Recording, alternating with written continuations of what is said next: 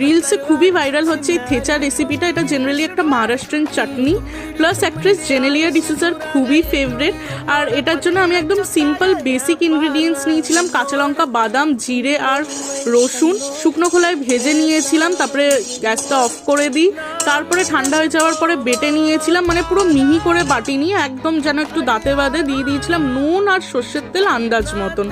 এরকম আরও পোস্ট দেখার জন্য ম্যারিস ক্লাউডকে অবশ্যই ফলো করবেন। আর থেচা খাবেন রুটি, পরোটা কিংবা ভাত ডালের সাথে।